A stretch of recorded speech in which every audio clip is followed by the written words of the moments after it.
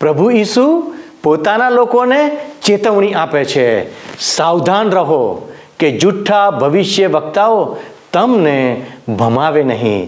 તે સાથે તેઓ અંત સમયની નિશાનીઓ વિશે વાત કરે છે.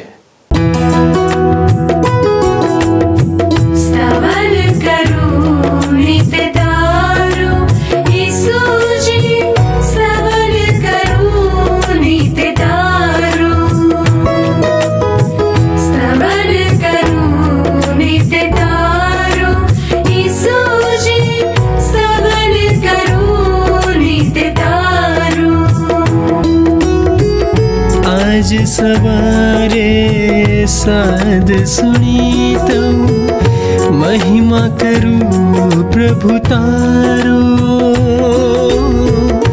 महिमा करूं प्रभु तारो, स्तवन करूं नित तारो.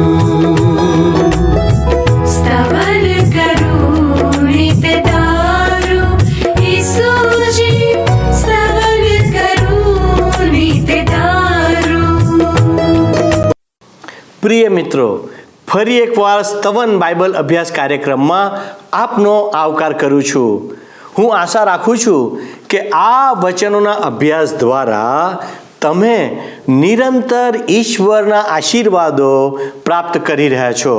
અને અમારો વિશ્વાસ છે કે તમે વચનોના ઘેરા રહસ્યો જે તમારી સમક્ષ પ્રગટ કરવામાં આવ્યા છે તેને પણ તમે સમજી રહ્યા છો. આ અભ્યાસ તમારા જીવનને ઈશ્વરની વધુ નિકટ અને તમારા વિશ્વાસને વધુ દ્રઢ બનાવવા માટે પ્રસ્તુત કરવામાં આવી રહ્યો છે. આ વાતની સફળતાનું મૂલ્યાંકન અમે એ વાતો ઉપરથી લગાવી શકીએ છીએ કે તમે અમને પ્રત્યુત્તર આપી રહ્યા છો. તેથી હું આપને વિનંતી કરું છું કે તમારા વિચારો અને પ્રશ્નો નિરંતર અમને મોકલતા રહો. મિત્રો, આપણે ગત અભ્યાસમાં જોયું હતું કે પ્રભુ ઈસુ શાસ્ત્રીઓ અને ફરોશીઓની આલોચના કરે છે અને લોકોની સામે ઈશ્વરના વચનની યોગ્ય વ્યાખ્યા કરે છે અને તેનો અર્થ સમજાવે છે. સાથે સાથે આપણે એ પણ જોયું હતું કે પ્રભુ ઈસુ યરૂશાલેમના લોકો માટે વિલાપ કરે છે અને યરૂશાલેમના મંદિરની દુર્દશા વિશે વાત પણ કરે છે. આજે આપણે માથીની સુવાર્તાના 24મા અધ્યાયની 4 થી 28 કલમોનો અભ્યાસ કરીશું. આ નાના ભાગોમાં આપણને ઘણી બધી મુખ્ય વાતોનું શિક્ષણ મળે છે. મિત્રો, આપણા દરેકના મનમાં એક પ્રશ્ન સદા થયા કરે છે કે આપણું ભવિષ્ય કેવું હશે. તેવી જ રીતે પ્રભુ ઈસુના શિષ્યો પણ તેમને પ્રશ્ન પૂછે છે કે આ બધી બીનાઓ ક્યારે બનશે? અહીંયા 3 પ્રશ્નો પૂછવામાં આવ્યા છે. આ વાતો ક્યારે બનશે? પ્રભુ ઈસુના આવવાની નિશાની શું હશે?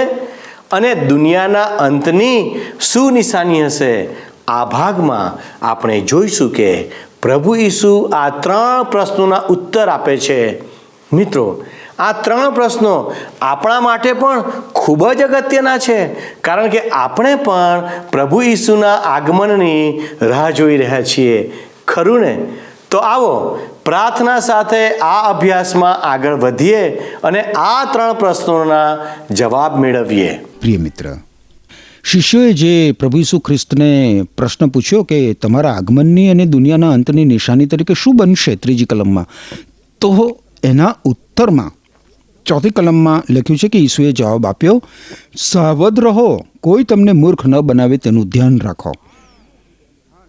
હવે આ વિધાન આ યુગમાં જે બની રહ્યું છે એના ઉપર પ્રકાશ પાડે છે. સાવધાન રહો, સાવધાન રહો, કોઈ તમને છેતરી ન જાય.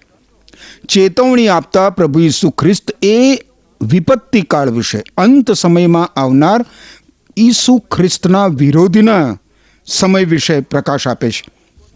હવે આ સમયમાં લોકોને અનેક રીતે છેતરવામાં આવશે એ સમયે. અને બાઇબલમાં પિતરે લખેલા બીજા પત્રના 2 અધ્યાયની 1લી કલમમાં પણ જણાવવામાં આવ્યું છે મિત્ર કે ભૂતકાળમાં લોકો મધ્યે જુઠ્ઠા સંદેશવાહકો ઊભા થયા હતા અને તમારી મધ્યે પણ એ જ પ્રમાણે જુઠ્ઠા શિક્ષકો ઊભા થશે. તેઓ વિનાશક જુઠ્ઠા સિદ્ધાંતો શીખવશે.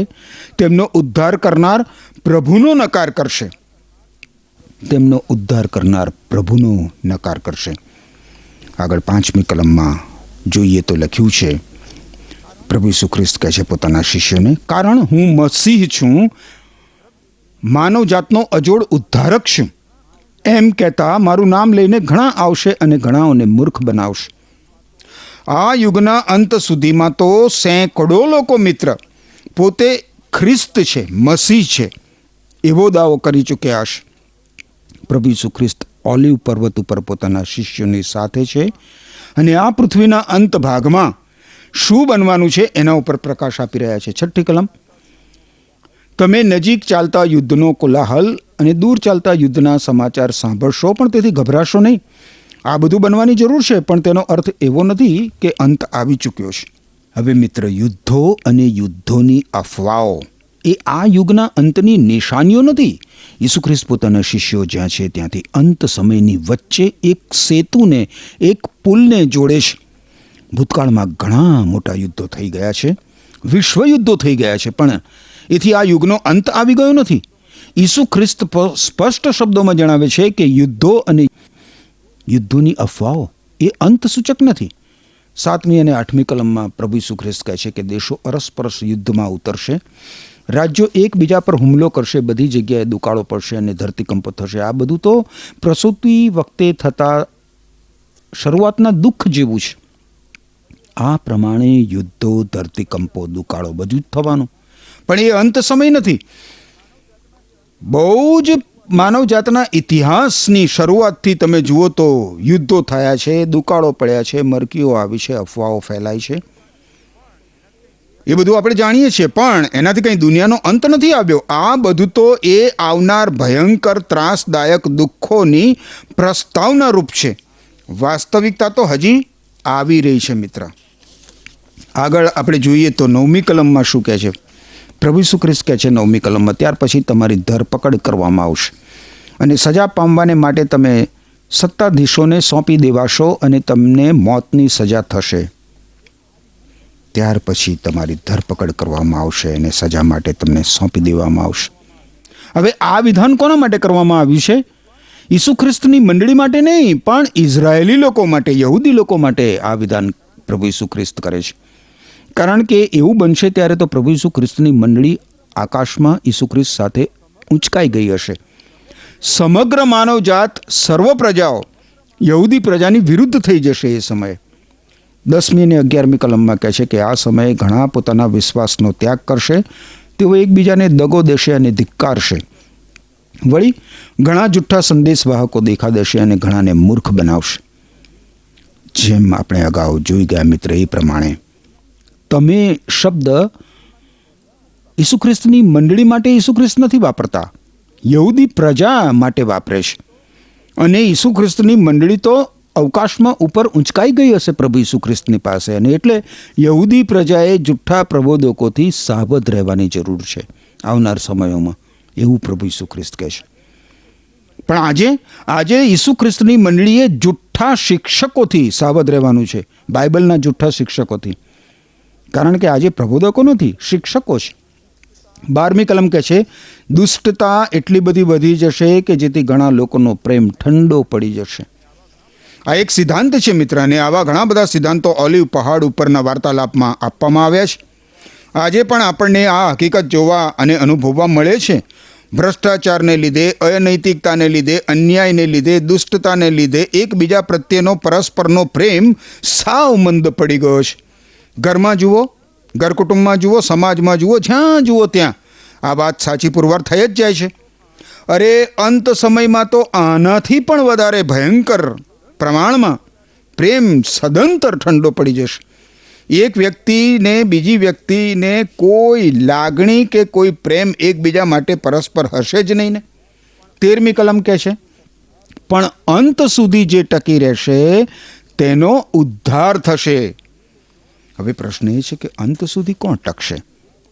જે લોકોને ઈશ્વરે પસંદ કર્યા છે અને જે લોકો ઈશ્વરથી પસંદગી પામી ચૂક્યા છે તેમને ઈશ્વર પોતે પોતે ઈશ્વર અંત સુધી સંભાળી રાખશે, ટકાવી રાખશે. 14મી કલમમાં પ્રભુ ઈસુ ખ્રિસ્ત કહે છે કે આકાશના રાજનો આ શુભ સંદેશ સમગ્ર દુનિયામાં બધી પ્રજાઓને સાક્ષી તરીકે પ્રગટ કરવામાં આવશે, પછી જ અંત આવશે. શિષ્યોએ પૂછ્યું કે પ્રભુ, તમારા આગમનની અને દુનિયાના અંતની નિશાની તરીકે શું બનશે? પ્રભુ ઈસુ ખ્રિસ્ત 14મી કલમમાં કહે છે કે આકાશના રાજનો આ શુભ સંદેશ સમગ્ર દુનિયામાં બધી પ્રજાઓને સાક્ષી તરીકે પ્રગટ કરવામાં આવશે, પછી જ અંત આવશે. આકાશનો રાજનો શુભ સંદેશ શું છે મિત્ર? એને પ્રથમવાર પ્રગટ કરનાર, બાપ્તિસ્મા કરનાર યોહાન હતો. એણે પ્રગટ કર્યું હતું, ઘોષણા કરી હતી કે તમારા પાપથી પાછા ફરો, કારણ ઈશ્વરનું રાજ નજીક આવી પહોંચ્યું છે. માથે અનુસાર શુભ સંદેશના 3 અધ્યાયની 2 કલમમાં આપણે જોયું હતું. ને જ્યારે પ્રભુ ઈસુ ખ્રિસ્તે પોતાની સેવાનો આરંભ કર્યો ત્યારે એમણે પણ કહ્યું કે તમારા પાપથી પાછા ફરો, કારણ ઈશ્વરનું રાજ આવી પહોંચ્યું છે. માથે અનુસાર શુભ સંદેશ 4 અધ્યાય 17મી કલમમાં આપણે જોયું હતું. એ જ સંદેશ સાથે પ્રભુ ઈસુ ખ્રિસ્તે પોતાના શિષ્યોને સમગ્ર વિશ્વમાં મોકલ્યા છે, સમગ્ર દુનિયામાં મોકલ્યા છે મિત્ર. 15મી કલમ ભયંકર વિનાશક, એ શીર્ષક નીચે પ્રભુ ઈસુ ખ્રિસ્ત કહે છે 15મી કલમમાં. માથે અનુસાર શુભ સંદેશ 24મો અધ્યાય 15મી કલમ. સંદેશવાહક દાનિયેલે જે ભયંકર વિનાશક વિશે જણાવ્યું છે તેને તમે પવિત્ર જગ્યાએ ઊભો રહેલો જોશો. વાચકે તેનો અર્થ સમજી લેવો, એવું લખ્યું છે અહીંયા. આ ભયંકર વિનાશક કોણ છે મિત્ર? દાનિયેલ સંદેશવાહક જૂના કરારમાં દાનિયેલનું પુસ્તક છે, એમાં કહે છે કે 2 વ્યક્તિઓ વિનાશકો છે. પ્રથમ વ્યક્તિ છે અંતિયોક એપિફાનેસ. એ એક સિરિયન વ્યક્તિ હતો, એણે યરૂશાલેમનો વિનાશ કર્યો હતો. દાનિયેલે કરેલી એક ભવિષ્યવાણી એ રીતે પરિપૂર્ણ થઈ. હવે દાનિયેલના પુસ્તકના 11મા અધ્યાયની 31મી કલમમાં એ પ્રમાણે કહેવામાં આવ્યું છે કે તેની તરફથી લશ્કરો ઊભા થશે ને તેઓ પરમ પવિત્ર સ્થાનને એટલે કિલ્લાને વટાડશે ને નિત્યનું દહનાર પણ લઈ લેશે ને તેઓ વૈરાનકારક ધિક્કારપાત્ર વસ્તુ ત્યાં ઊભી કરશે. હવે ઇતિહાસ એ સત્ય ઘટનાને પ્રગટ કરે છે કે અંત્યોખસ એપિફેનાસે ઈસવીસન 170ના વર્ષમાં યરૂશાલેમ ઉપર ચડાઈ કરી હતી અને એ સમયે આશરે 1000 યહૂદીઓને રેંસી નાખવામાં આવ્યા હતા. અંત્યોખસે એ વખતે મંદિરમાંના દૈનિક બલિદાનો દૂર કર્યા હતા. એણે બલિદાનોને સ્થાને રક્ત અને ભૂંડનું બલિદાન ચડાવ્યું અને પરમ પવિત્ર સ્થાનમાં જુપિટરની મૂર્તિ મૂકીને એનું ભજન કર્યું અને લોકો પાસે એનું ભજન કરાવડાવ્યું. અને એ રીતે એણે ઈશ્વરના મંદિરને ભ્રષ્ટ કર્યું હતું મિત્ર. જ્યાં જીવંત પવિત્ર ઈશ્વરનું ભજન બહુ જ ગંભીર રીતે એને ભય તથા કંપારી સાથે થતું હતું, ત્યાં એણે પોતાની રીતે મન ફાવે એ રીતે અઘોર કૃત્ય આચર્યું હતું. એક વખત આ બનાવ બની ગયો છે અને એવી જ રીતે મિત્ર બીજી વાર પણ બનશે. અને એ માટે પ્રભુ ઈસુ ખ્રિસ્ત દાનિયેલના સમયને યાદ કરાવતા ભવિષ્યવાણી ઉચ્ચારે છે. દાનિયેલ પ્રબોધકે ઉચ્ચારેલી ભવિષ્યવાણી ઈસવીસન 170માં પરિપૂર્ણ થઈ. પણ એ સિવાય બીજી વાર પણ એવું બનવાનું છે, એ થવાનું હજી બાકી છે. દાનિયેલનું પુસ્તક 12મો અધ્યાય 11મી કલમમાં લખ્યું છે કે નિત્યનું દહનાર પણ બંધ કરવામાં આવશે અને તેની જગ્યાએ વૈરાનકારક ધિક્કારપાત્ર વસ્તુ ત્યાં રાખવામાં આવશે. તે સમયથી 1290 દિવસ થશે. હવે આ ભવિષ્યવાણી પરિપૂર્ણ થવાની બાકી છે મિત્ર. પ્રભુ ઈસુ ખ્રિસ્ત એ તરફ આપણું ધ્યાન દોરે છે. યરૂશાલેમના યહૂદી મંદિરમાં ખ્રિસ્ત વિરોધીની પ્રતિમા મૂર્તિ મૂકવામાં આવશે. થેસાલોનિકાને લખેલો બીજો પત્ર 2 અધ્યાય 4મી કલમ પ્રમાણે અને પ્રકટીકરણનું જે પુસ્તક છે એના 13મા અધ્યાયની 14મી અને 15મી કલમ પ્રમાણે મહાવિપત્તિ કાળ દરમિયાન યહૂદી મંદિરને પુનઃ બાંધવામાં આવશે અને ઇઝરાયલ દેશ પેલેસ્ટાઇનમાં પાછો આવશે મિત્ર. પ્રભુ દેવના ગાઓ ગાન, રાધાનું સુણાવો માન. પ્રભુ દેવના ગાઓ ગાન, રાધાનું સુણાવો માન. સૌ માનો તેનો આભાર, કાઢો ગાયન ના ઉદગાર. પ્રભુ દેવના ગાઓ ગાન,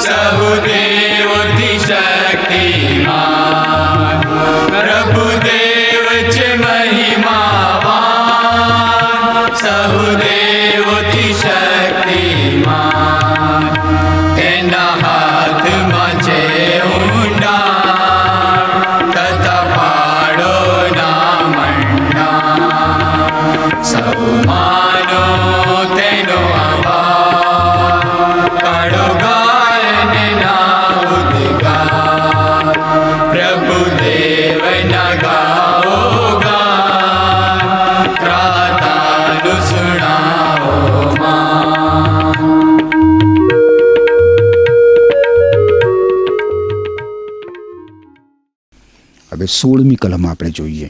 લખ્યું છે કે ત્યારે જેઓ યહૂદિયામાં હોય તેઓએ પર્વતમાળામાં નાસી જવું. જેઓ યહૂદિયામાં હોય ત્યારે એટલે એ મહાવિપત્તિના સમયમાં. હવે એ વિપત્તિ કાળ વિશે બહુ જ સ્પષ્ટ શબ્દોમાં પ્રભુએ અહીંયા જણાવ્યું છે. અને એટલે તમારે અને મારે ઇઝરાયેલમાં આવેલા પર્વતોની ઉપર નાસી જવાની ત્યારે જરૂર નથી. ઇઝરાયેલના લોકો માટેની એ તો ભવિષ્યવાણી છે. એમણે ત્યારે શું કરવું જોઈએ એ વિશે પ્રભુ ઈસુ ખ્રિસ્ત અગાઉથી પ્રકાશ આપે છે. ઈશ્વર પોતાની મંડળીને ઊંચકી લેશે પછી ભયંકર વિનાશક દિવસો આવી રહ્યા છે, પણ એ અંત નથી. એ દિવસોમાં મૃત્યુ ઝંખનાર વ્યક્તિ મૃત્યુ પામી નહીં શકે. આગળ આપણે 17મી કલમ જોઈએ. માથ્યુ અનુસાર શુભ સંદેશ 24મો અધ્યાય 17મી કલમમાં શું કહે છે પ્રભુ ઈસુ ખ્રિસ્ત? ઘરના ધાબા પર હોય તેણે ઘરમાં પોતાની વસ્તુઓ લેવા નીચે ન ઉતરવું. જે લોકો ખેતકામમાં વ્યસ્ત હશે તેમણે હવે ગામમાં પાછા નહીં જવાનું. એ વિનાશક યરુશાલેમમાં આવી ગયો હશે ને એટલા માટે દરેક વ્યક્તિએ જ્યાં હોય ત્યાં જ રહેવું જોઈએ. શહેરથી દૂર નાસી જવું જોઈએ, પણ શહેરમાં પાછા તો ના જ આવવું જોઈએ, એવું પ્રભુ ઈસુ ખ્રિસ્ત કહે છે. 19મી કલમમાં શું કહે છે પ્રભુ ઈસુ ખ્રિસ્ત? ગર્ભવતી અને દૂધ પીતા બાળકોવાળી માતાઓની તે દિવસોમાં કેવી ભયંકર દશા થશે. બાળકો અને માતાઓ પ્રત્યેની પ્રભુ ઈસુ ખ્રિસ્તની કાળજી અહીંયા આપણને જોવા મળે છે. મિત્ર, ઈસુ ખ્રિસ્ત જણાવે છે કે ભયંકર વિનાશક દિવસોમાં જો બાળકો ન હોય તો કેટલું સારું. બાળક અને માતાની કેટલી કરુણ સ્થિતિ થશે.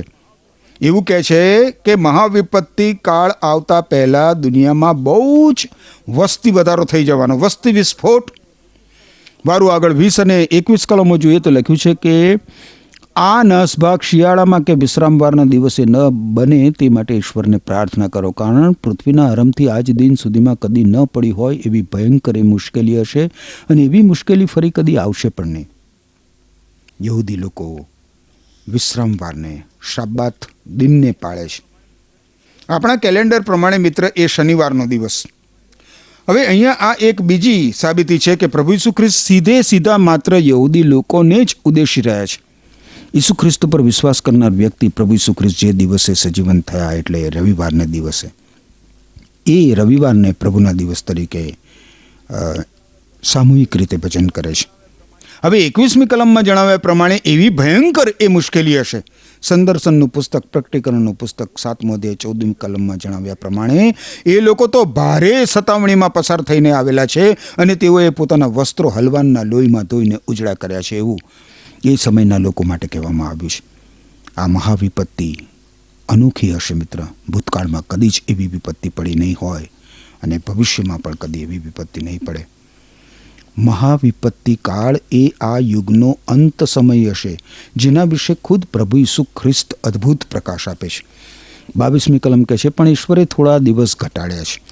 જો તેમ કરવામાં આવ્યું ન હોત તો કોઈ બચી ન શકત. પોતાના પસંદ કરેલા લોકોને લીધે ઈશ્વર એ દિવસોની સંખ્યા ઘટાડશે. બાઇબલમાં મિત્ર પ્રકટીકરણના પુસ્તકમાં, સંદર્શનના પુસ્તકમાં ઈશ્વર દ્વારા આપણને જણાવવામાં આવ્યું છે કે મહાવિપત્તિ કાળના એ દિવસોમાં દુનિયાની 3 ભાગની વસ્તીનો વિનાશ થઈ ગયો હશે.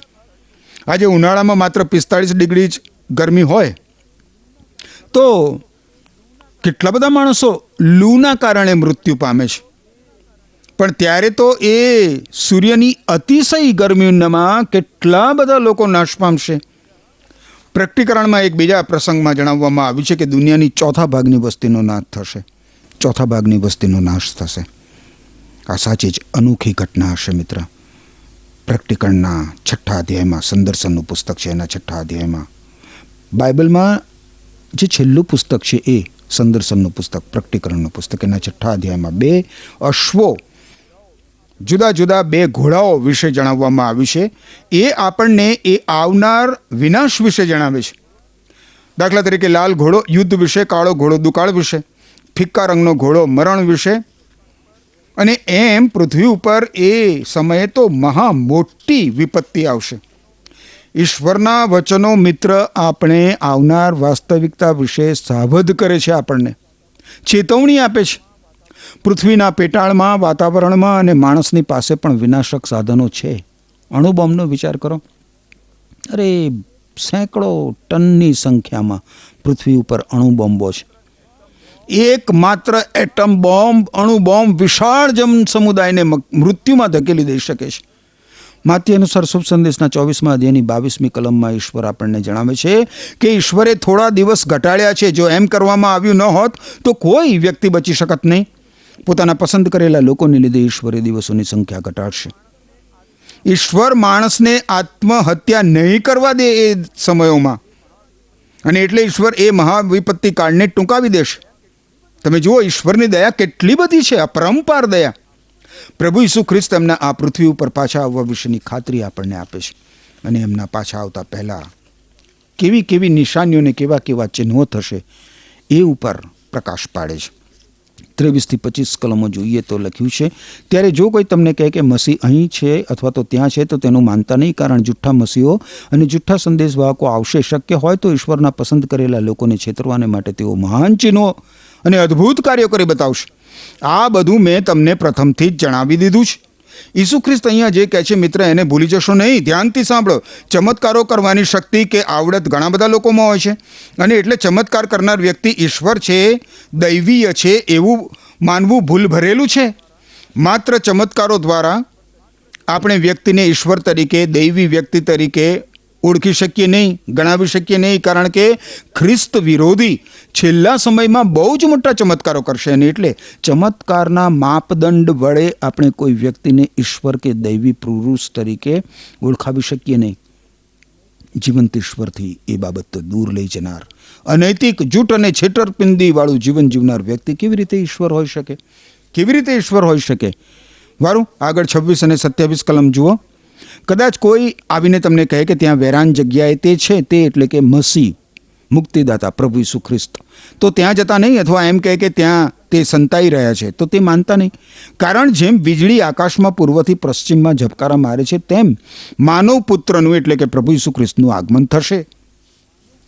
માનવ પુત્રનું, પ્રભુ ઈસુ ખ્રિસ્તનું આગમન વીજળીના ચમકારાની પેઠે થશે. જ્યારે પ્રભુ ઈસુ ખ્રિસ્તનું બીજી વાર આગમન થશે ત્યારે કોઈ જાહેરાત કરનાર વ્યક્તિની જરૂરત નહીં પડે, પરંતુ જ્યારે પ્રભુ ઈસુ ખ્રિસ્ત આવશે ત્યારે બહુ જ જાહેર રીતે, જેમ આકાશમાં વીજળી ચમકે છે ને અને બધાને દેખાય છે ને, એ જ રીતે દેખાશે. સમગ્ર દુનિયા એક સાથે પ્રભુ ઈસુ ખ્રિસ્તને આકાશમાંથી આવતા જોઈ શકશે, અને એ તો બહુ જ દિવ્ય એવું દ્રશ્ય હશે, પણ ઘણા બધા લોકો માટે એ બહુ જ બિહામણું દ્રશ્ય હશે. ઈસુ ખ્રિસ્ત પોતાના પુનરાગમન સમયે આ પૃથ્વી ઉપર પોતાનું રાજ્ય સ્થાપશે, અને પૃથ્વી ઉપરની પ્રત્યેક વ્યક્તિ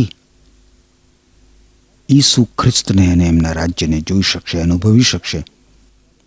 યાદ રાખો મિત્ર, ઈસુ ખ્રિસ્ત એમની ઉપર વિશ્વાસ કરતા લોકોને સ્વર્ગમાં લઈ ગયા હશે, મંડળીને લઈ ગયા હશે. એ પ્રભુ ઈસુ ખ્રિસ્તનું પુનરાગમન નથી. હવે 28મી કલમ જુઓ. જ્યાં મળદું હોય ત્યાં જ ગીધડા ભેગા થવાના. આ કલમને સમજવી બહુ ભારે લાગે છે ભાઈ, મુશ્કેલ લાગે છે. ઈસુ ખ્રિસ્ત પોતાના આગમનની ભવ્યતા જણાવ્યા પછી એક વિચિત્ર વાત કરતા હોય એવું લાગે. જ્યાં મળદું હોય ત્યાં જ ગીધડા ભેગા થવાના.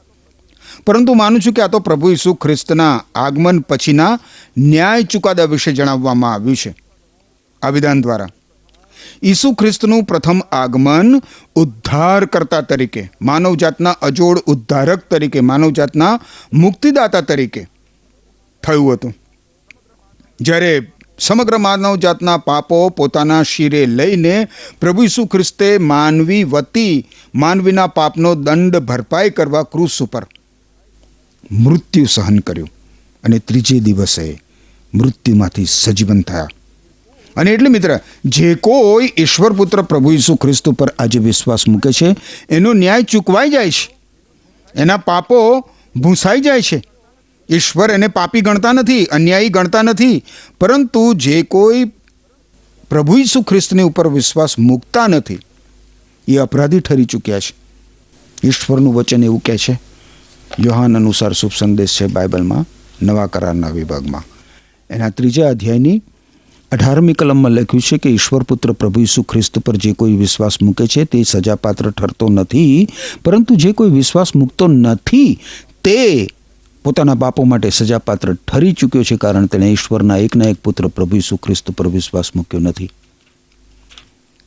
હા મિત્ર, માથ્યુ અનુસાર શુભ સંદેશના 24મા અધ્યાયમાં આજે આપણે 28 કલમો સુધી ઈશ્વરના પવિત્ર વચનોમાં અભ્યાસ કર્યો, જેમાં મુખ્યત્વે આપણે વિપત્તિના ભયંકર દિવસો વિશે અને ત્યારબાદ પ્રભુ ઈસુ ખ્રિસ્તના બીજા આગમન વિશે જોયું.